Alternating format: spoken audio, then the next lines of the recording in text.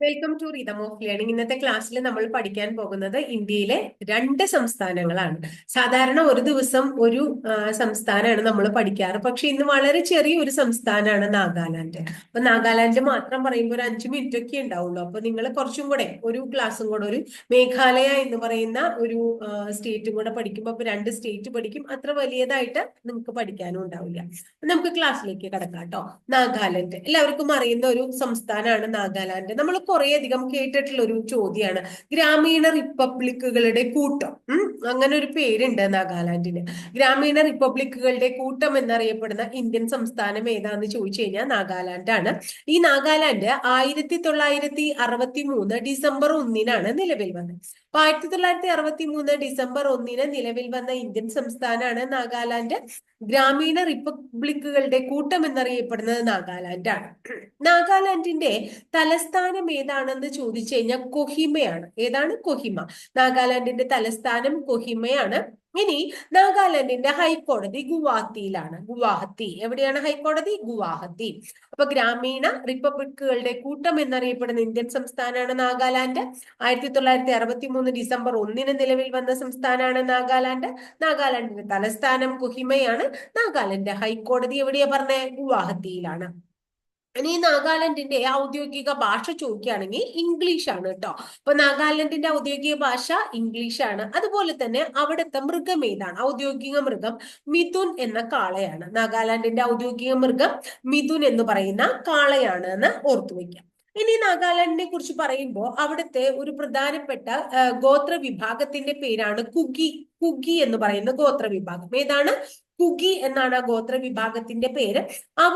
അവര് നടത്തുന്ന ഒരു വിളവെടുപ്പ് ആഘോഷമുണ്ട്. അപ്പൊ നാഗാലാൻഡിന്റെ പ്രധാന ഗോത്ര വിഭാഗമായ കുക്കി വിഭാഗക്കാരുടെ പ്രധാന വിളവെടുപ്പ് ഉത്സവത്തിന്റെ പേര് കുക്കി മിം കുട്ട് എന്നാണ്. എന്താണ്? കുക്കി മിം കുട്ട്. കുക്കി മിം കുട്ട് എന്നാണ് അതിന്റെ പേര്. അതും കൂടെ ഒന്ന് ഓർത്തു വെക്കണം. ഇനി അടുത്തത് മ്യാൻമാറുമായിട്ടാണ് നാഗാലാൻഡ് അതിർത്തി പങ്കിടുന്നത്. അപ്പൊ നാഗാലാൻഡ് ഒരേ ഒരു അയൽരാജ്യവുമായിട്ട് മാത്രമേ അതിർത്തി പങ്കിടുന്നുള്ളൂ.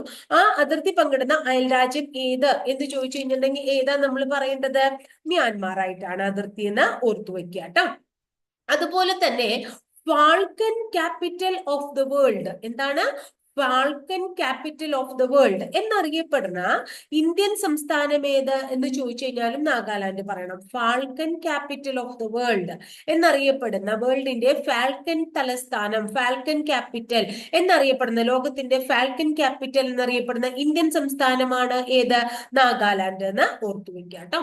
ഇനി നാഗാലാൻഡിലെ പ്രധാനപ്പെട്ട ഒരു വൈൽഡ് ലൈഫ് സാങ്ച്വറി ഉണ്ട്. അതിന്റെ പേര് ഫക്കിം വൈൽഡ് ലൈഫ് സാങ്ച്വറി എന്നാണ്. ഫക്കിം, FAKKIM, ഫക്കിം വൈൽഡ് ലൈഫ് സാങ്ച്വറി നാഗാലാൻഡിൽ സ്ഥിതി ചെയ്യുന്നു. അതുപോലെ പലപ്പോഴും ചോദിച്ചിട്ടുള്ള ഒരു ചോദ്യമാണ് ഇവിടുത്തെ പ്രധാനപ്പെട്ട നാഷണൽ പാർക്ക് ഇൻദാങ്കി നാഷണൽ പാർക്ക്. എന്താണ്? ഇൻദാങ്കി നാഷണൽ പാർക്കും എവിടെ തന്നെയാണ്? നാഗാലാൻഡിലാണ്. അപ്പൊ നാഗാലാൻഡിൽ ഒരു നാഷണൽ പാർക്ക് ഉള്ളതിന്റെ പേര് ഇൻദാങ്കി നാഷണൽ പാർക്ക് എന്നാണ്. നാഗാലാൻഡിൽ ഒരു വൈൽഡ് ലൈഫ് സാങ്ച്വറി ഉണ്ട്. അതിന്റെ പേര് ഫക്കിം വൈൽഡ് ലൈഫ് സാങ്ച്വറി എന്നാണ്. ഇനി നാഗാലാൻഡില് ഖാനോമ എന്ന് പറയുന്ന ഒരു വില്ലേജ് ഉണ്ട്. എന്താണ്? ഖാനോമ. ഈ ഖാനോമ എന്ന് പറയുന്ന വില്ലേജിന്റെ പ്രത്യേകത ഇന്ത്യയിലെ ആദ്യത്തെ ഹരിത വില്ലേജ് ആണ് ഖാനോമ. ഇന്ത്യയിലെ ആദ്യത്തെ ഹരിത വില്ലേജ് ഖാനോമ. അതുപോലെ നാഗാലാൻഡിലെ വേറൊരു ഗ്രാമത്തിന്റെ പേരാണ് ഗരീഫെമ. എന്താണ്? ഗരീഫെമ. ഈ ഗരീഫെമ എന്ന് പറയുന്ന ഗ്രാമത്തിന്റെ പ്രത്യേകത എന്താണ്? ഇന്ത്യയിലെ ആദ്യത്തെ പുകയില വിമുക്ത ഗ്രാമമാണ് ഹരീഫെമ. അപ്പൊ ഇന്ത്യയിലെ ആദ്യത്തെ പുകയില വിമുക്ത ഗ്രാമമായ ഹരീഫെമ, ഇന്ത്യയിലെ ആദ്യത്തെ ഹരിത വില്ലേജായ ഖനോമ, ഇതൊക്കെ എവിടെ കാണപ്പെടുന്നു? നാഗാലാൻഡിലാണ് കാണപ്പെടുന്നത്. ഇനി നാഗാലാൻഡിന്റെ വളരെ പ്രശസ്തമായിട്ടുള്ള ഒരു എയർപോർട്ടിന്റെ പേര് ദിമാപൂർ എയർപോർട്ട് എന്നാണ്. അപ്പൊ ദിമാപൂർ എയർപോർട്ട് സ്ഥിതി ചെയ്യുന്നതും എവിടെ തന്നെയാണ്? നാഗാലാൻഡിലാണ് എന്ന് ഓർത്തു വെക്കാട്ടോ. ഇനി നമ്മള് പലപ്പോഴും ചോദിച്ചിട്ടുള്ള ഒരു ചോദ്യമാണ് ഹോൺബിൽ ഫെസ്റ്റിവൽ അല്ലെങ്കിൽ വേഴാമ്പൽ ഫെസ്റ്റിവൽ എവിടെയാ നടക്കണേന്ന്. ഹോൺബിൽ ഫെസ്റ്റിവൽ അല്ലെങ്കിൽ വേഴാമ്പൽ ഫെസ്റ്റിവൽ നടക്കുന്നത് എവിടെയാണ് എന്ന് ചോദിച്ചു കഴിഞ്ഞിട്ടുണ്ടെങ്കിൽ നാഗാലാൻഡിലാണ് എന്ന് പറയും. നാഗാലാൻഡിന്റെ പ്രധാനപ്പെട്ട ഒരു ആഘോഷമാണ് ഹോൺബിൽ ഫെസ്റ്റിവൽ എന്ന് ഓർത്തു വെക്കുക. ഫെസ്റ്റിവൽ ഓഫ് ഫെസ്റ്റിവൽ എന്നറിയപ്പെടുന്ന ആഘോഷമാണ് Hornbill festival. Festival of festival, festivals of festival എന്നറിയപ്പെടുന്നതും ഹോൺബിൽ ഫെസ്റ്റിവൽ ആണ്. അപ്പൊ ഹോൺബിൽ ഫെസ്റ്റിവൽ നടക്കുന്നത് നാഗാലാൻഡിലാണ്. നാഗാലാൻഡിന്റെ പ്രധാനപ്പെട്ട ആഘോഷമാണ് ഹോൺബിൽ ഫെസ്റ്റിവൽ അല്ലെങ്കിൽ വേഴാമ്പൽ ഫെസ്റ്റിവൽ. ഫെസ്റ്റിവൽ ഓഫ് ഫെസ്റ്റിവൽ എന്നറിയപ്പെടുന്നതും ഏതന്നെയാണ്? ഹോൺബിൽ ഫെസ്റ്റിവൽ തന്നെയാണ് എന്ന് ഓർത്തുവെക്കാം. ഇനി നാഗാലാൻഡിന്റെ തലസ്ഥാനാണ് കൊഹിമ എന്ന് നമ്മൾ നേരത്തെ പഠിച്ചു. ആ കൊഹിമയില് രണ്ടാം ലോക മഹായുദ്ധത്തിൽ, അതായത് സെക്കൻഡ് വേൾഡ് വാറിൽ മരണപ്പെട്ട ആൾക്കാരുണ്ടാവുമല്ലോ, അവരുടെ സ്മരണയ്ക്കായിട്ട് ഒരു സ്മാരകം സ്ഥിതി ചെയ്യുന്നുണ്ട്. അപ്പൊ രണ്ടാം ലോക മഹായുദ്ധത്തിൽ മരണപ്പെട്ട ആൾക്കാരുടെ സ്മരണയ്ക്കായി സ്മാരകം സ്ഥിതി ചെയ്യുന്ന നാഗാലാൻഡിലെ പ്രദേശം ഏതാന്ന് ചോദിച്ചു കഴിഞ്ഞാൽ കൊഹിമയാണ് എന്ന് ഓർത്തുവെക്കാം. ഇത്രയൊക്കെയാണ് നാഗാലാൻഡ് എന്ന് പറയുന്ന പ്രദേശത്തെ കുറിച്ച് നമുക്ക് പഠിക്കാനുള്ളത്.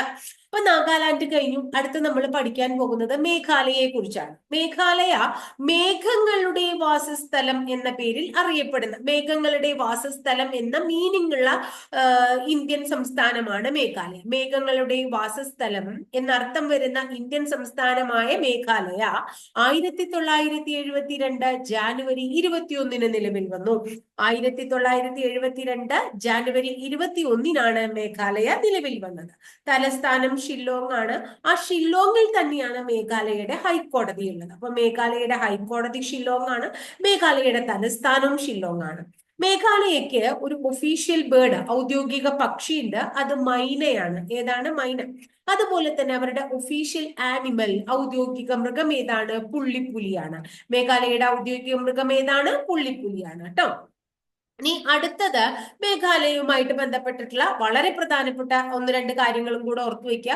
ഒന്ന് അവിടുത്തെ ഭാഷകൾ, ബേസിക് ആയിട്ടുള്ള കാര്യം പറയുമ്പോൾ ഭാഷകൾ ഖാസി അതുപോലെ തന്നെ ഖാരോ. ഖാസി ഖാരോ എന്ന് പറയുന്ന രണ്ട് പ്രധാനപ്പെട്ട ഭാഷകളുണ്ട്. നമ്മൾ കേട്ടിട്ടുണ്ട് ഖാസി, ഖാരോ, ജയന്തിയ എന്ന് പറയുന്ന ഹിൽസും മേഘാലയയിലാണ് കാണപ്പെടുന്നത്. അപ്പൊ ഖാസി ഖാരോ എന്ന് പറയുന്നത് മേഘാലയയിലെ പ്രധാനപ്പെട്ട ഭാഷകളാണ്.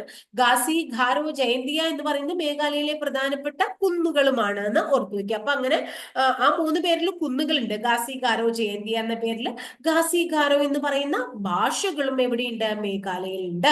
ഇനി മേഘാലയയിലെ പ്രധാനപ്പെട്ട മതം ഏതാന്ന് ചോദിച്ചു കഴിഞ്ഞാൽ ക്രിസ്തു മതമാണ് അത്രേ. അപ്പൊ മേഘാലയയിലെ പ്രധാനപ്പെട്ട മതത്തിന്റെ പേര് എന്താണ്? ക്രിസ്തു മതം. ഇനി മേഘാലയക്ക്, ഈ സംസ്ഥാനത്തിന് ഇങ്ങനെ ഒരു പേര് നിർദ്ദേശിച്ച ഒരു വ്യക്തിയാണ്. അദ്ദേഹത്തിന്റെ പേര് ശിബ പ്രസാദ് ചാറ്റർജി. അപ്പൊ ശിബ പ്രസാദ് ചാറ്റർജി എന്ന വ്യക്തിയാണ് മേഘാലയക്ക് ഈ പേര് നിർദ്ദേശിച്ചത്. അപ്പൊ ശിബ പ്രസാദ് ചാറ്റർജിയാണ് മേഘാലയ എന്ന പേര് നിർദ്ദേശിച്ചത് എന്നും കൂടെ ഓർത്തു വെക്കണം. ഇനി മേഘാലയയിലെ പ്രധാനപ്പെട്ട വന്യജീവി സങ്കേതങ്ങൾ ഏതൊക്കെയാണ് എന്ന് ചോദിച്ചു കഴിഞ്ഞാൽ, പ്രധാനപ്പെട്ട ഒരു വന്യജീവി സങ്കേതമാണ്, ഏറ്റവും പ്രധാനപ്പെട്ട ഒരു വന്യജീവി സങ്കേതമാണ് സിജു വന്യജീവി സങ്കേതം. ഏതാണ്? സിജു വന്യജീവി സങ്കേതം ട്ടോ. അപ്പൊ സിജു എന്ന് പറയുന്ന ഒരു വന്യജീവി സങ്കേതം ഉണ്ട്. അതുപോലെ തന്നെ നമുക്ക് ഒന്ന് രണ്ട് നാഷണൽ പാർക്കുകളും കൂടി ഓർത്തു വെക്കണം. ഒരു നാഷണൽ പാർക്കിന്റെ പേര് നോക്രക് നാഷണൽ പാർക്ക് എന്നാണ്. പലപ്പോഴും പരീക്ഷയ്ക്ക് ചോദിച്ചിട്ടുള്ള ഒരു ചോദ്യമാണ്. നോക്രക് നാഷണൽ പാർക്ക് ഏത് സ്റ്റേറ്റിലാണ്? മേഘാലയ. അതുപോലെ തന്നെ ലേഡി ഹിഡാരി നാഷണൽ പാർക്കും ഇവിടെയാണ്. അപ്പൊ നോക്രക് നാഷണൽ പാർക്ക് ഉണ്ട്, ലേഡി ഹിഡാരി നാഷണൽ പാർക്ക് ഉണ്ട്, ബാൽഫക്രം നാഷണൽ പാർക്ക് ഉണ്ട്. എന്താണ്? Balphakram national park. ഈ ബാൽഫക്രം നാഷണൽ പാർക്കിന് ഒരു പ്രത്യേകതയുണ്ട്. ശാശ്വതമായ കാറ്റിന്റെ വാസസ്ഥലം അല്ലെങ്കിൽ ആത്മാവിന്റെ വാസസ്ഥലം എന്നീ പേരുകളിലൊക്കെ അറിയപ്പെടുന്ന നാഷണൽ പാർക്കാണ് ബാൽഫക്രം നാഷണൽ പാർക്ക്. ഈ ബാൽഫക്രം നാഷണൽ പാർക്കിന് രണ്ട് അപരനാമങ്ങളുണ്ട്. ശാശ്വതമായ കാറ്റിന്റെ വാസസ്ഥലം എന്നും ആത്മാവിന്റെ ആവാസ കേന്ദ്രം എന്നും അറിയപ്പെടുന്നത് ബാൽഫക്രാണ്. അപ്പൊ നമ്മൾ പറഞ്ഞു സിജു എന്ന വന്യജീവി സങ്കേതം, നോക്രക്, ലേഡി ഹിഡാരി, ബാൽഫക്രം എന്നീ നാഷണൽ പാർക്കുകളും എവിടെ കാണപ്പെടുന്നു? നമ്മുടെ മേഘാലയയിൽ കാണപ്പെടുന്നു എന്ന് ഓർത്തു വെക്കുക കേട്ടോ. ഇനി മേഘാലയ പറയുമ്പോ മേഘാലയയില് നമ്മൾ ഓരോ പ്രദേശത്തുള്ള ജനവിഭാഗങ്ങളെ കുറിച്ച് നമ്മളോട് ചോദിക്കാറുണ്ട്. അതുപോലെ തന്നെ ഖാസി, ജയന്തിയ, ബോയി തുടങ്ങിയ ജനവിഭാഗങ്ങൾ അല്ലെങ്കിൽ ജനങ്ങൾ താമസിക്കുന്നത് ഏത് ഇന്ത്യൻ സംസ്ഥാനത്താണ്? നമ്മുടെ മേഘാലയയിലാണ്. അപ്പൊ ഖാസി എന്ന് പറഞ്ഞിട്ട് എന്താണ്? മേഘാലയയില് ഭാഷയുണ്ട്. ഖാസി എന്ന് പറഞ്ഞിട്ട് മേഘാലയയിൽ കുന്നുണ്ട്. ഖാസി എന്ന് പറയുന്ന ഒരു ജനവിഭാഗവും എവിടെയുണ്ട്? മേഘാലയയിലുണ്ട് എന്ന് ഓർത്തു വെക്കുക. അപ്പൊ ഖാസി, ജയന്തിയ, ബോയി, ഖാസി, ജയന്തിയ, ബോയി ഇതൊക്കെ അവിടുത്തെ മേഘാലയയിലെ ആൾക്കാരുടെ ജനവിഭാഗങ്ങളുടെ പേരുകളാണ്, ഗോത്ര വിഭാഗങ്ങളുടെ കേട്ടോ. ഇനി മേഘാലയയിലെ വളരെ പ്രസിദ്ധമായിട്ടുള്ള ഒരു കുന്നിന്റെ പേരാണ്, സോറി കുന്നല്ല, ഗുഹയുടെ പേരാണ് മൗസ്മായി ഗുഹ. എന്താ ഗുഹയുടെ പേര്? മൗസ്മായി ഗുഹ. അപ്പൊ മൗസ്മായി ഗുഹ എവിടെയാ സ്ഥിതി ചെയ്യണേന്ന് ചോദിച്ചു കഴിഞ്ഞാൽ മേഘാലയയിലാണ് എന്ന് ഓർത്തു വെക്കുക. മൗസ്മായി എന്ന് പറയുന്ന ഗുഹ. ഇനി നമുക്ക് എല്ലാവർക്കും പരിചയമുള്ള രണ്ട് പ്രധാനപ്പെട്ട സ്ഥലങ്ങളാണ് ചിറാപുഞ്ചിയും മൗസിൻഡ്രോം. ഏതാണ്? ചിറാപുഞ്ചിയും മൗസിൻഡ്രോം. എന്താ ചിറാപുഞ്ചിയുടെയും മൗസിൻഡ്രത്തിന്റെയും പ്രത്യേകത? ലോകത്ത് തന്നെ ഏറ്റവും കൂടുതൽ മഴ ലഭിക്കുന്ന രണ്ട് പ്രദേശങ്ങളാണ് ചിറാപുഞ്ചിയും മൗസിൻഡ്രോം. അല്ലെ? അത് എവിടെയാ കാണപ്പെടണേ? മേഘാലയയിലാണ് കാണപ്പെടുന്നത്. അപ്പൊ ചിറാപുഞ്ചി, മൗസിൻഡ്രോം തുടങ്ങിയ രണ്ട് പ്രസിദ്ധമായിട്ടുള്ള മഴ ലഭിക്കുന്ന, ലോകത്ത് തന്നെ ഏറ്റവും കൂടുതൽ മഴ ലഭിക്കുന്ന പ്രദേശങ്ങൾ എവിടെയാണ്? മേഘാലയയിലാണ്. അതിൽ തന്നെ ഒന്നാം സ്ഥാനം മേഘാലയയിലെ മൗസിൻഡ്രാമിനാണെന്നാ പറയുന്നത്. അപ്പൊ മൗസിൻഡ്രാമിലാണ് ഏറ്റവും കൂടുതൽ മഴ ലഭിക്കണേ. ഇനി മേഘാലയയുമായിട്ട് അതിർത്തി പങ്കിടുന്ന ഒരു അയൽ രാജ്യം ഏത് എന്ന് ചോദിച്ചു കഴിഞ്ഞാൽ ബംഗ്ലാദേശാണ്. അപ്പൊ ബംഗ്ലാദേശിനാണ്, നമ്മുടെ കുറെ അധികം അയൽ രാജ്യങ്ങളുള്ളതില് ബംഗ്ലാദേശിനാണ് മേഘാലയയുമായിട്ട് അതിർത്തി ഉള്ളതെന്ന് ഓർത്തു വെക്കണം.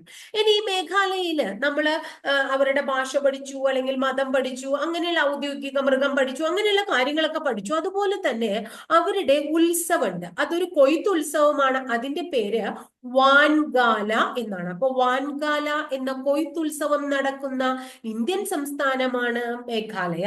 വാൻഗാല. ഏതാ കൊയ്ത്തുത്സവത്തിന്റെ പേര്? വാൻഗാല. അപ്പൊ വാൻഗാല എന്ന കൊയ്ത്തുത്സവം എവിടെയാണ് നടക്കണേ? മേഘാലയയിലാണ് നടക്കണേന്ന് ഓർത്തു വെക്കുക കേട്ടോ. ഇനി നമ്മൾ നേരത്തെ ഒരു ഗുഹയുടെ പേര് പറഞ്ഞു, മൗസ്മായി ഗുഹ എവിടെയാണ്? മേഘാലയയിലാന്ന് പറഞ്ഞു. അതുപോലെ തന്നെ വേറൊരു ഗുഹയും കൂടി ഉണ്ട് ഈ മേഘാലയയില്. ആ ഗുഹയുടെ പേര് ക്രെംലിയാത്ത് ഗുഹ എന്നാണ്. ക്രെംലിയാത്ത് എന്ന് പറയുന്ന, ക്രെംലിയാത്ത് പ്രാഹ് ഗുഹ, ക്രെംലിയാത്ത് പ്രാഹ് എന്ന് പറയുന്ന ഒരു ഗുഹയുണ്ട്. ഇതിന്റെ പ്രത്യേകത ഇന്ത്യയിലെ തന്നെ ഏറ്റവും നീളം കൂടിയ പ്രകൃതിദത്ത ഗുഹയാണ്. ഇന്ത്യയിലെ ഏറ്റവും നീളം കൂടിയ പ്രകൃതിദത്ത ഗുഹയായ ക്രെംലിയാത്ത് പ്രാഹ് ഗുഹയും കൂടാതെ മൗസ്മായി ഗുഹയും കാണപ്പെടുന്ന ഇന്ത്യൻ സംസ്ഥാനം ഏതാണ്? മേഘാലയയാണ് എന്ന് ഓർത്തു വെക്കണം കേട്ടോ. ഇനി അടുത്തത് നമ്മുടെ മേഘാലയയുടെ തലസ്ഥാനമാണ് ഷില്ലോങ് എന്ന് നമ്മൾ പഠിച്ചു. അപ്പൊ ഈ ഷില്ലോങ്ങിലാണ് ഇന്ത്യൻ ഇൻസ്റ്റിറ്റ്യൂട്ട് ഓഫ് മാനേജ്മെന്റ് സ്ഥിതി ചെയ്യുന്നത്. അറിയാം അല്ലെ? ആ ഇന്ത്യൻ ഇൻസ്റ്റിറ്റ്യൂട്ട് ഓഫ് മാനേജ്മെന്റ് ഷില്ലോങ്ങിൽ സ്ഥിതി ചെയ്യുന്ന ഇന്ത്യൻ ഇൻസ്റ്റിറ്റ്യൂട്ട് ഓഫ് മാനേജ്മെന്റിൽ വെച്ചാണ് നമ്മുടെ ബഹുമാനപ്പെട്ട മുൻ ഇന്ത്യൻ രാഷ്ട്രപതിയായ APJ അബ്ദുൽ കലാം അവിടെ വെച്ചിട്ടാണ് അല്ലെ കുട്ടികൾക്ക് ക്ലാസ് എടുത്തുകൊണ്ടിരിക്കുന്നതിന്റെ ഇടയിൽ അവിടെ വെച്ചിട്ടാണ് മരണമടഞ്ഞതെന്ന് ഓർത്തു വെക്കണം കേട്ടോ. ഇനി അതുപോലെ തന്നെ ഇവിടുത്തെ പ്രധാനപ്പെട്ട രണ്ട് തടാകങ്ങൾ ഓർക്കുക. ഒന്ന് ഉമിയാം എന്ന തടാകം. എന്താണ്? ഉമിയാം എന്ന തടാകം. ഉമി എന്ന് പറയില്ലേ? ഉമിയാം തടാകം. വാട്സ് തടാകം. എന്താണ്? വാട്സ് തടാകം. WARDS. അപ്പൊ വാട്സ് തടാകം, ഉമിയാം തടാകം, ഇതൊക്കെ എവിടെയാണ്? മേഘാലയയിലാണ് കാണപ്പെടുന്നതെന്ന് ഓർത്തു വെക്കണം കേട്ടോ. ഇനി അടുത്തത് livelihood intervention and facilitation of entrepreneurship. LIFE. അതിന്റെ പൂർണ്ണ രൂപമാണ് livelihood intervention and facilitation of entrepreneurship എന്ന പേരിൽ ഗ്രാമവികസനത്തിനായി ഒരു പ്രോജക്റ്റ് ആവിഷ്കരിച്ച ഇന്ത്യൻ സംസ്ഥാനമാണ് മേഘാലയ. ലൈഫ് എന്ന പേരിൽ ഗ്രാമവികസന പദ്ധതി ആരംഭിച്ച ഇന്ത്യൻ സംസ്ഥാനമാണ് മേഘാലയ എന്നത് ഓർത്തു വെക്കണം കേട്ടോ. ഇനി അന്താരാഷ്ട്ര തലത്തിൽ, ഇന്റർനാഷണൽ ലെവലില് ഒരു ഫെസ്റ്റിവല് മേഘാലയയിൽ നടക്കുന്നുണ്ട്. അതിന് വേദിയാകുന്നത് മേഘാലയാണ്. Cherry blossom festival. അപ്പൊ ഇന്റർനാഷണൽ ലെവലിൽ ഒരു ഫെസ്റ്റിവലിന് വേദിയാകുന്ന നഗരം മേഘാലയാണ്. ആ ഫെസ്റ്റിവലിന്റെ പേര് ചെറി ബ്ലോസം ഫെസ്റ്റിവൽ എന്നാണ് കേട്ടോ. അതുപോലെ തന്നെ ജാക്ക് ഫ്രൂട്ട് എന്ന് പറയുന്ന ഒരു മിഷൻ, ജാക്ക് ഫ്രൂട്ട് മിഷൻ ആരംഭിച്ച ഇന്ത്യൻ സംസ്ഥാനം ഏത് എന്ന് ചോദിച്ചു കഴിഞ്ഞാൽ മേഘാലയ പറയും. അതുപോലെ തന്നെ മേഘാലയയില് പ്രസിദ്ധമായിട്ടുള്ള ഒരു സ്റ്റേഡിയം ഉണ്ട്. ആ സ്റ്റേഡിയത്തിന്റെ പേര് ദിക്കി ബന്ദി സ്റ്റേഡിയം എന്നാണ്. അപ്പൊ ദിക്കി ബന്ദി സ്റ്റേഡിയം എവിടെയാ കാണുന്നേ? മേഘാലയയിലാണ്. അപ്പൊ ദിക്കി ബന്ദി സ്റ്റേഡിയം മേഘാലയയിലുണ്ട്. ജാക്ക് ഫ്രൂട്ട് മിഷൻ മേഘാലയയിലുണ്ട്. ലൈഫ് എന്ന പേരിൽ ഗ്രാമവികസന പദ്ധതി മേഘാലയയിൽ ആരംഭിച്ചു. അന്താരാഷ്ട്ര ചെറി ബ്ലോസം ദിവസം ഫെസ്റ്റിവലിന് നേതൃത്വം വഹിക്കുന്നത്, അല്ലെങ്കിൽ എന്താ പറയാ, നേതൃത്വം വഹിക്കുകയല്ല, വേദിയാകുന്നത് എവിടെയാണ്? മേഘാലയാണ് കേട്ടോ. ഇനി മേഘാലയയില് എന്താ പറയുന്നത്, തലസ്ഥാനമാണ് ഷില്ലോങ് എന്ന് പഠിച്ചുല്ലോ. ആ ഷില്ലോങ്ങിന്റെ ഒരു അപരനാമമാണത്രേ കിഴക്കിന്റെ സ്കോട്ട്ലൻഡ്. അപ്പൊ കിഴക്കിന്റെ സ്കോട്ട്ലൻഡ് എന്ന അപരനാമത്തിൽ അറിയപ്പെടുന്നത് ഏതാണ്? ഷില്ലോങ് ആണ് എന്ന് ഓർത്തു വെക്കണം കേട്ടോ. അതുപോലെ Rajiv Gandhi Indian institute of മാനേജ്മെന്റിന്റെ ആസ്ഥാനം ഷില്ലോങ് ആണ്. Rajiv Gandhi Indian institute of Management ഷില്ലോങ്ങിലാണ്. കിഴക്കിന്റെ സ്കോട്ട്ലൻഡ് എന്നറിയപ്പെടുന്നത് ഷില്ലോങ് ആണ്. SM റൈഫിൾസിന്റെ ആസ്ഥാനവും ഷില്ലോങ് ആണ്. അപ്പൊ Rajiv Gandhi Indian institute of മാനേജ്മെന്റിന്റെ ആസ്ഥാനം ഷില്ലോങ് ആണ്. SM റൈഫിൾസിന്റെ ആസ്ഥാനം ഷില്ലോങ് ആണ്. നോർത്ത് ഈസ്റ്റേൺ ഹിൽ യൂണിവേഴ്സിറ്റിയും ഷില്ലോങ്ങിലാണ്. കുറെ ഹിൽസ് ഇവിടെ ഉണ്ട്, ഗാസി, ഗാരോ, ജയന്തിയ എന്നൊക്കെ പറഞ്ഞ കുറെ ഹിൽസ് ഉണ്ട്. അപ്പൊ അതുകൊണ്ട് തന്നെ നോർത്ത് ഈസ്റ്റേൺ ഹിൽ യൂണിവേഴ്സിറ്റി സ്ഥിതി ചെയ്യുന്നത് എവിടെയാണ്? ഷില്ലോങ്ങിലാണ്. കൂടാതെ ഈസ്റ്റേൺ എയർ കമാൻഡിന്റെ ആസ്ഥാനവും ഷില്ലോങ് ആണ്. അപ്പൊ എന്തിന്റെയൊക്കെ ഹെഡ്ക്വാർട്ടേഴ്സ് ആണല്ലേ? അസം റൈഫിൾസിന്റെ ഹെഡ്ക്വാർട്ടേഴ്സ് ഉണ്ട്, നോർത്ത് ഈസ്റ്റേൺ ഹിൽ യൂണിവേഴ്സിറ്റി ഉണ്ട്, അതുപോലെ ഈസ്റ്റേൺ എയർ കമാൻഡിന്റെ ഹെഡ്ക്വാർട്ടേഴ്സ് ഉണ്ട്. Rajiv Gandhi Indian institute of മാനേജ്മെന്റും എവിടെ തന്നെയാണ്? ഷില്ലോങ്ങിലാണ്. ഇനി ഇവിടുത്തെ വളരെ പ്രധാനപ്പെട്ട ഒരു വിമാനത്താവളത്തിന്റെ പേരാണ്, എയർപോർട്ടിന്റെ പേരാണ് ഉംറോയ് എയർപോർട്ട്. ഏതാണ്? ഉംറോയ് എയർപോർട്ട്. അപ്പൊ ഉംറോയ് എയർപോർട്ട് മേഘാലയയിലെ ഷില്ലോങ്ങിലാണ്. അസം റൈഫിൾസിന്റെ ആസ്ഥാനം മേഘാലയയിലെ ഷില്ലോങ്ങിലാണ്. നോർത്ത് ഈസ്റ്റേൺ ഹിൽ യൂണിവേഴ്സിറ്റി മേഘാലയയിലെ ഷില്ലോങ്ങിലാണ്. അസം റൈഫിൾസിന്റെ ആസ്ഥാനം അവിടെയാണ്. Rajiv Gandhi Indian institute of മാനേജ്മെന്റും ഷില്ലോങ്ങിലാണ്. ഷില്ലോങ്ങിനെ പൊതുവായിട്ട് വിളിക്കുന്നത് കിഴക്കിന്റെ സ്കോട്ട്ലൻഡ് എന്നാണ്. ഈ ഷില്ലോങ് മേഘാലയയുടെ തലസ്ഥാനമാണ്. അപ്പൊ ഇന്ന് നമ്മള് 2 സ്റ്റേറ്റ് പഠിച്ചു ഇല്ലേ? ഒന്ന് നാഗാലാൻഡ് പഠിച്ചു, അടുത്തത് ഏതാ പഠിച്ചേ? മേഘാലയം പഠിച്ചു. ഒരു സ്റ്റേറ്റ് പഠിക്കുന്ന സമയം വേണ്ടി വരുള്ളൂ, വളരെ കുറച്ചേ ഉള്ളൂ പഠിക്കാനായിട്ട്. കുറച്ച് ഫാക്ട്സ് ഉണ്ട്, എന്നാലും നമ്പർ ഓഫ് ഫാക്ട്സ് പൊതുവെ കുറവാണ്. അപ്പൊ ഭംഗിയായിട്ട് പഠിക്കുക. ഇന്നത്തെ ക്ലാസ് എല്ലാവർക്കും മനസ്സിലായി എന്ന് വിചാരിക്കണം. ഈ ക്ലാസ് മനസ്സിലാവാഴ്ച തീർച്ചയായിട്ടും ഒന്ന് ലൈക്ക് ചെയ്യുക. കൂടാതെ ഇഷ്ടപ്പെട്ട ക്ലാസ്സുകൾ കൂട്ടുകാരിലേക്ക് ഷെയർ ചെയ്തെത്തിക്കുക. ആദ്യമായിട്ട് ചാനൽ കാണുന്ന കുട്ടികൾ ചാനൽ ഒന്ന് സബ്സ്ക്രൈബ് ചെയ്യുക കേട്ടോ. സബ്സ്ക്രൈബ് ചെയ്യുന്നതോടൊപ്പം ആ ബെല്ലൈക്കൺ കൂടി ഒന്ന് എനേബിൾ ചെയ്യുമ്പോൾ ഞാൻ ഓരോ ദിവസം അപ്ലോഡ് ചെയ്യുന്ന വീഡിയോസ് കൃത്യമായിട്ട് നോട്ടിഫിക്കേഷൻ ആയിട്ട് നിങ്ങൾക്ക് ലഭിക്കുകയും ചെയ്യും.